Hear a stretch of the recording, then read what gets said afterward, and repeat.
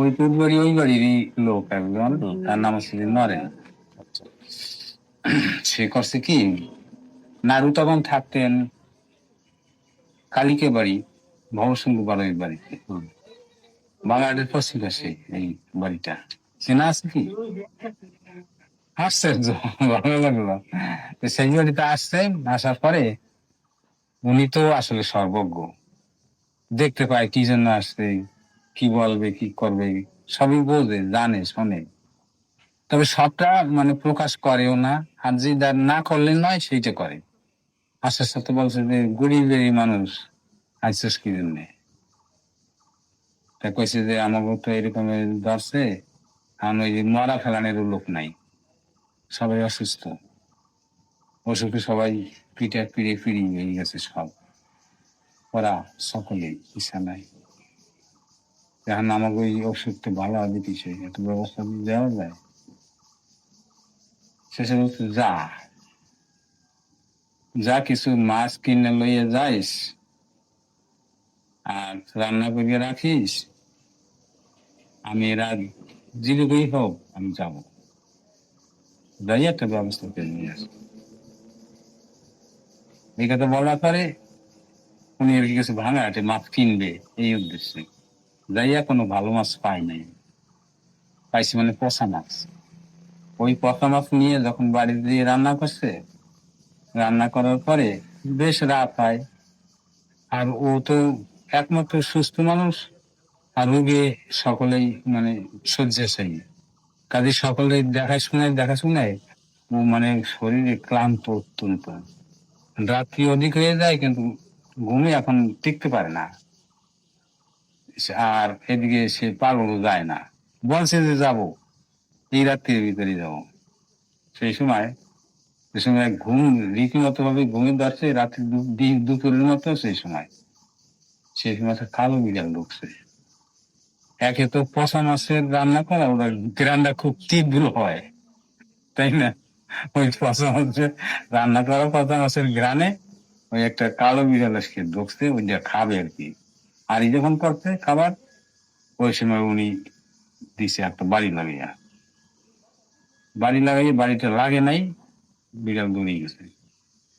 দ্বিতীয়বার আবার বহু সময় পরে আবার যখন ঘুম আসতে আসতে সেই সময় আবার বিড়ালটা ঢুকছে। দুইটা যখন খাবারের আড়ি করছে সেই সময় সে আর একটা বাড়িতে এমন ভাবে কি, যে লাঠিটা হাতের কাছে থাকলে ঠিক মতো সময় বাড়িটা দিতে পারবো, এই জন্য হাতের কাছে রাইখা আবার চুপ করে দিচ্ছে। শেষে শেষের বারে আবার যখন বিড়াল ঢুকছে, দিছে বাড়ি কিন্তু লাগে নেই, অল্পের জন্য গেছে বাড়িয়া। এখন উনি ঢাকনা দিয়ে ভালোভাবে ধুয়ে ঘুম পড়তে আর গালিগালাজ করছে, সবাই আসবে না, সবাই কথা কইয়ে কোনোদিন ঠিক রাখবো না। আর একটা ব্যাপার ছিল, নারুতো চিরদিন মানে গালিতে সন্তুষ্ট ছিলেন। আপনি যদি সুন্দরভাবে মানে ভদ্রভাবে ভালোভাবে কথা বলেন, তাহলে আপনার দিক কোনো খেয়ালই নেই। আর যদি গালি গালাজ করতে পারেন ঠিক মতো, তাহলে দেখবেন যে আপনার সব দিয়ে দেবে। মানে এর কায়দার আমি বলতাম নাকি, মানে ভালো কথা বললে সে ভালো না, কিন্তু অনেক তারে গালি গালাজ, ওই বাপ আন্ত মা আন্ত করা হইতে, হ্যাঁ, যত বিশ্রী গালি গালাজ তত বেশি ভালো লাগছে, এবং তার উপকারও করছে। এখন ওই গালি গালাজ করে ঘুমিয়ে ফেলছে, কিন্তু ঘুম ওই রাত থাকতেই উঠছে আবার। আর রোগে ওই বাড়িতে একেবারে এমন ভাবে জরাজীর্ণ করে ধরছে, ও রাত থাকতে উঠে যায় বসনের বাড়িতে, যাই দেখি পাগলের ঘরের সামনে দাঁড়ানো, উনি আলাদা একটা ঘরে থাকতো, সেই ঘরের সামনে। আর ওই বড় সুন্দরী স্ত্রী উনি তার ঘর থেকে বেরোইয়া রান্নাঘরের দিয়ে এখানে গেছে। নরেন্দ্র বলছে কি, তোমাকে দা হনে তো দেবা। তাই সেই বিধি কয় কি, দাও দিয়ে কি করবো তো সকালবেলা, তাহলে ওই শালারে কোপাবো। না রুবে দেয় কয় ওই শালারে কোপাবো, শালায় যাবো কইয়া গেল না কেন, এরকম সময় আনবা আমি লেখছি তো, লেখছি সবাই যাবো বুঝা গেল না কেন। এখন না কয় কি, কেন তুই একবার না দুইবার না তিনবার আমার ফিরে নিয়ে দিছিস, শেষের তারিখে তো প্রায় লাগাইয়েই দিছিলি, অল্পের জন্য কারাই গেছি। তা আমি যাই নাই ইয়া করতাম, যা ভালো দিয়ে গেছে তো কতগুলা পচা মাছ, ভালো মাছ নিয়ে যাইছি রে ভাই, তোর বাড়িতে আর মরবে না কেউ, ভালোই। ও ভাবে কি যে আমি বাড়ি যাবো, দেরি করবো, তারপর কেন না এই ফাঁকে আবার কেন না দুই একটা মরে, এটা তো ভয় লাগে না। সাথে সাথে ভাঙা আটে দিয়ে মানে ভালো মাছ পাইছে, পাই ওইটা কিনা লইয়া তারপর পাগলের কাছে দিয়া তারপর গেছে বাড়ি। এরপরে একটা লোকেরও কোনো ভয়ও নাই আর মরেও নাই। মানে এই সমস্ত কাণ্ড কারখানা কদি এর বৈজ্ঞানিক ব্যাখ্যাটা কি কন্দি, কি দেওয়া যায় কোনো কাহিনী না।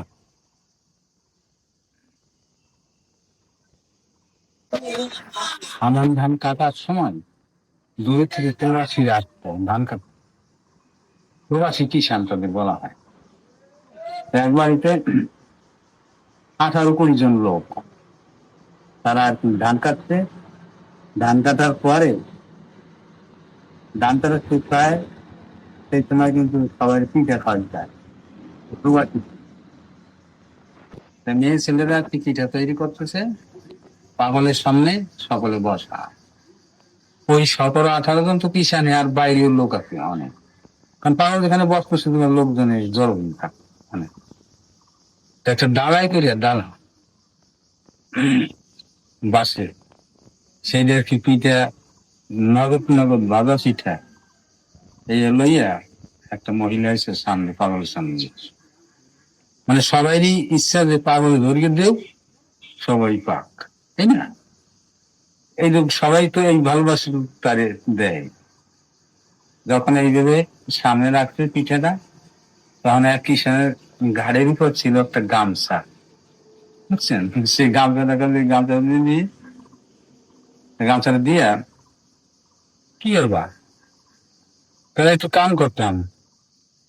ও করছে কি, মানে মনে মনে গুনে দেয় 21খানা পিঠা হয়েছে, সাথে সাথে গুনছে কিন্তু যদি গামছা নিতে চাই কারণ দেখ ওইটা গোনার পরে শেষের গামছা গিয়েছে। সেই সময় আবার উনি একটু করতে হয়ে একটু কথা বলছে, কি বলছে, এত তো নি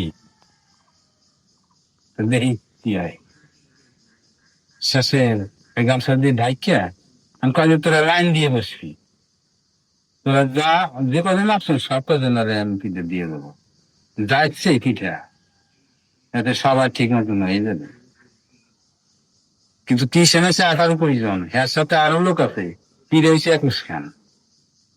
আর উনি করে কি, ওই ডালায় করিয়া পিঠা ওই গামছার ভিতর থেকে বের করিয়া সবাই আর কি হাতে হাতে দিয়ে দেখে দিতে দিতে মানে সবারই দেওয়া হয়ে গেছে। তারপরে দেখা যায় কি গামছাটা মানে চুপসেই যায় নাই, উঁচু হয়ে যায়। এই কথা। যে সময় আর কোচে যা পারি না সেই সময় দেওয়া হারান হারান দিতে। এখন ওই দাঁড়া যখন তুইছে ওই কিষান বেড়া করবি, ওই গামছা বেরিয়ে আর কি ঝুলাই ঝুলিয়ে উপর দিকে উড়িয়ে নিয়ে গেছে। এখন গুনিয়ে দেয় কি 21খানা পিঠা। আর এই দেখা এখন কয় কি, পাগল যে কান পিঠে দিয়ে গেছে সেই কান পিঠেই আবার এখনো আমি দুনিয়া দেখি। কানো খাওয়াইছো কি, মাটি খাওয়াইছো? মানে যা দিয়ে গেছে এখন দেওয়া খাওয়ার পর খাওয়ার পরে আবার সেই কয়খানি পিঠেই দেখি, কানো খাওয়াইছো কি, মাটি চুরি খাওয়াইছো? পাগল কয় কি, মার চুরি হবে কেন, তোকে পিঠাই খাওয়াইছি, বিশ্বাস নয় বমি করিয়ে দেখ।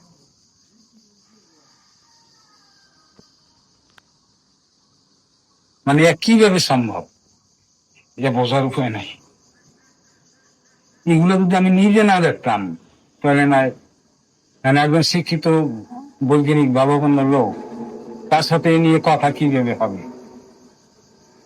তাই শুধু বলতে হয় যে তুমি যদি আমার সাথে থাকতো তাহলে হয়তো তোমার দেখানো যাইত, কিন্তু আমার এমন কোনো ক্ষমতা নাই। যা দেখছি সে দেখাবো, আর কিছু ক্ষমতা আমার নাই। আমি দেখছি, মোহিত হয়েছি, অবাক হয়েছি, কিন্তু এর কোনো ব্যাখ্যা আমি দিতে অক্ষম। আর তুমি যদি দেখাও নাই, তোমার আমি কিভাবে বিশ্বাস করাবো? সে ক্ষমতা আমার নাই।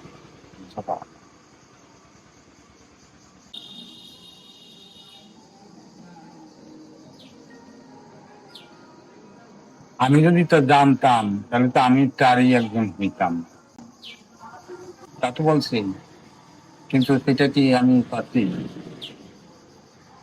উনারা যা বলছেন সেইটা কি রক্ষা করা বা পালন করা আমার পক্ষে সম্ভব হয়েছে?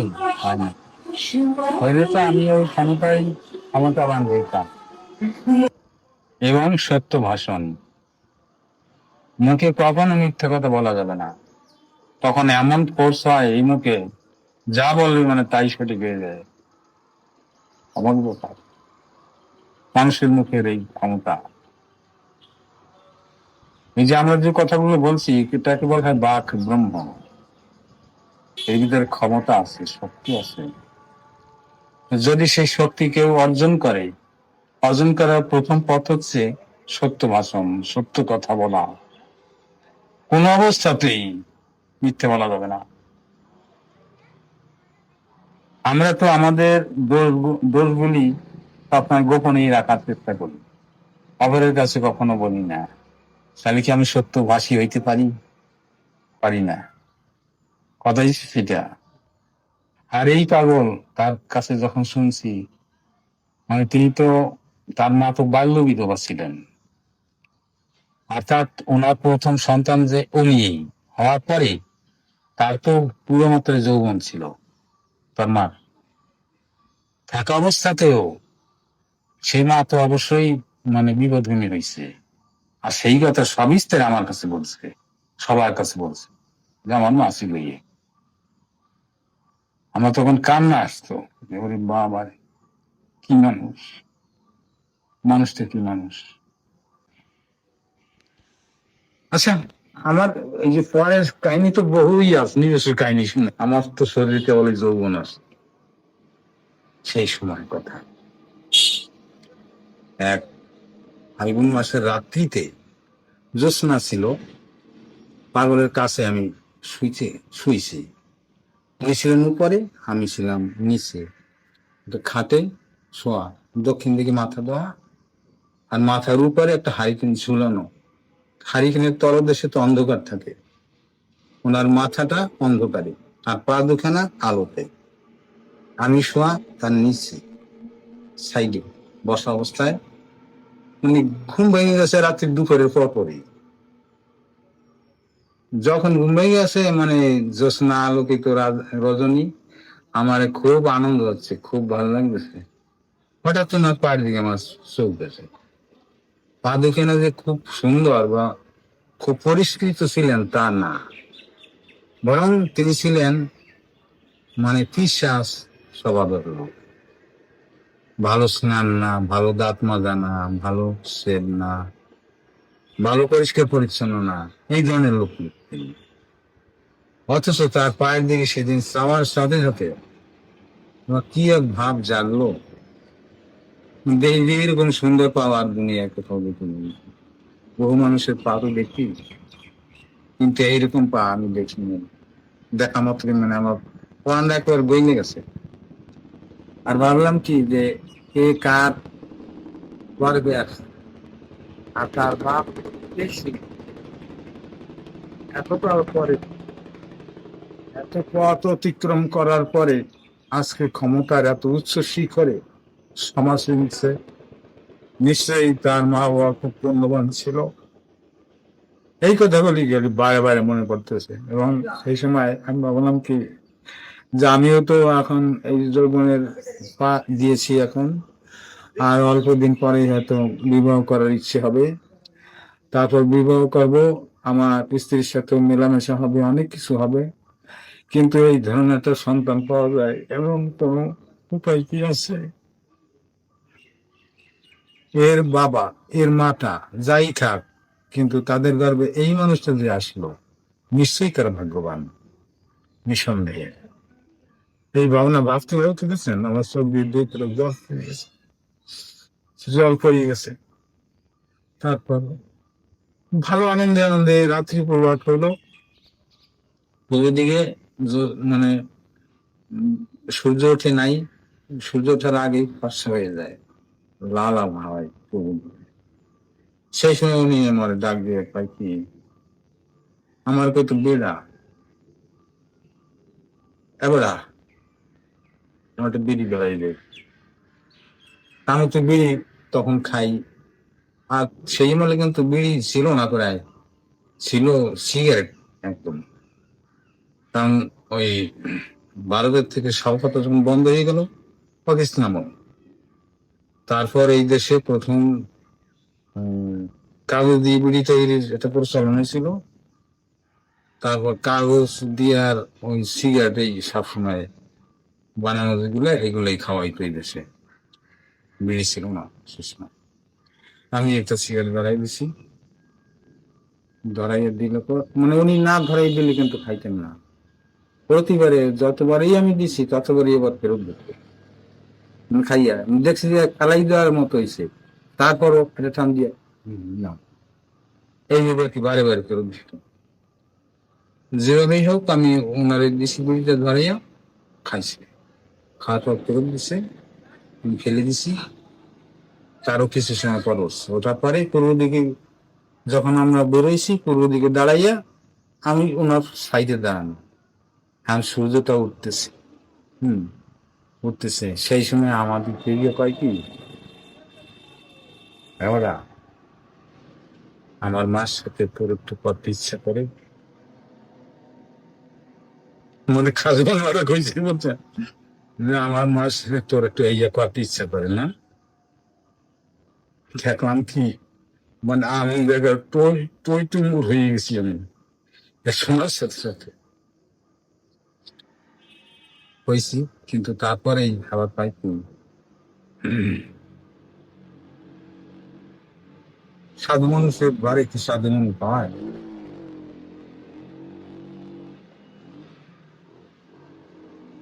এখন তো মানে আমার এই জন্য দিয়েও দেয় না, এর মতো অবস্থাটা। শেষে আমি বললাম যে এরকম হয়েছে কোথায়, হরিচান ছিল না ওরা কান্দি, তার ছেলে বিভূষণ, যোগ্য বাপের যোগ্য ছেলে হয় নাই, হয় নাই এখানে, তার তো একটু স্বার্থ জানো, তাই চাইস না, চাওয়া ভালো না, কিছু চাইছি। শেষে আর আমি কিছু বললাম। আচ্ছা এইটা কোন যাবতে কিভাবে মানে এই যে সম্ভব হয়, এটা জানে কিভাবে, বোঝে কিভাবে? যা নিজের চোখে দেখছে, এ লেখে না রেখে পারা যায় কাম, বিশ্বাস করুক আর না করুক, ওটা আমার কিছু আসে যায় না। কিন্তু ভবিষ্যতের মানুষে এই এই ভাগ্য কেউ কেউ নিয়ে আসুক, যে দেখে নাই কিন্তু শুনেছে, এটুকু ভাগ্য হোক তাদের, এইটুকু সুযোগ তাদের জন্য দেওয়া হোক, যে দেখে নাই কিন্তু শুনেছে, তো শুনুক। এই জন্য এই মহাপুরুষের জীবনে লেখার আমার ইচ্ছা।